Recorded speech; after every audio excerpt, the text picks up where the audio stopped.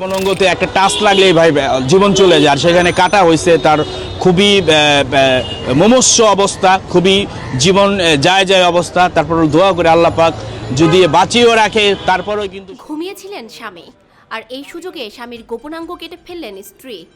ঘটনাটি ঘটে মঙ্গলবার ভোরে নারায়ণগঞ্জের কালাগাছিয়া কান্দিরপাড় এলাকায়। আহত স্বামীর নাম সাকিব, তবে টিকটক ও ফেসবুক দুনিয়ার মানুষ তাকে জুনিয়র সাকিব নামেই চেনে।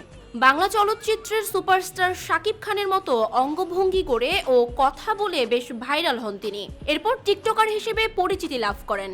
জুনিয়র সাকিব খান ও অভিযুক্ত স্ত্রী শিখা খান দুজনেই টিকটক দুনিয়ায় ভাইরাল। দুজনের আলাদা আলাদা নামে টিকটক আইডি থাকলেও ভিডিও বানাতেন একসাথে।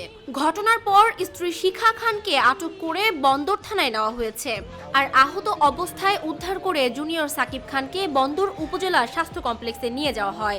সেখান থেকে তাকে ঢাকা শেখ হাসিনা জাতীয় বার্ন ও প্লাস্টিক সার্জারি ইনস্টিটিউটে চিকিৎসার জন্য আনা হয়েছে। এখানে তার চিকিৎসা চলছে। আটক হওয়া শিখা খান বন্দর উপজেলার কলাগাছিয়া ইউনিয়নের কান্দিরপাড় এলাকার জুম্মন খানের মেয়ে। স্থানীয়রা জানান, সাকিব ও তার স্ত্রী শিখা সামাজিক যোগাযোগ মাধ্যম ফেসবুক, টিকটক ও ইউটিউবে ভিডিও কন্টেন্ট তৈরি করেন। তারা দুজনেই মাদকাসক্ত। প্রায় সময় তাদের দুজনের মধ্যে ঝগড়া ও মারামারি হতো। কয়েকবার স্থানীয়রা তাদের মীমাংসা করে দিয়েছেন। সাকিব ও শিখা দুজনেরই একাধিক বিয়ে হয়েছে।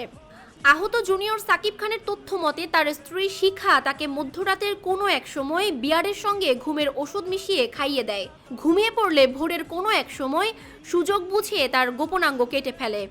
জুনিয়র সাকিব খানের আসল নাম শাকিল ব্যাপারী। সে মাদারীপুর জেলার বাজিতপুর এলাকার মিন্টু ব্যাপারীর ছেলে। বিষয়টি নিশ্চিত করে মদনগঞ্জ ফাঁড়ির এসআই রাজু আহমেদ বলেন, জরুরি সেবা 999-এ ফোন পেয়ে আমরা ঘটনাস্থলে যাই। সেখানে আলোচিত টিকটকার সাকিবকে রক্তাক্ত অবস্থায় বিছানার ওপর পাওয়া যায়। অভিযুক্ত শিখা খানকে আটক করে বন্দর থানায় হস্তান্তর করা হয়েছে। আইনগত ব্যবস্থা প্রক্রিয়াধীন রয়েছে।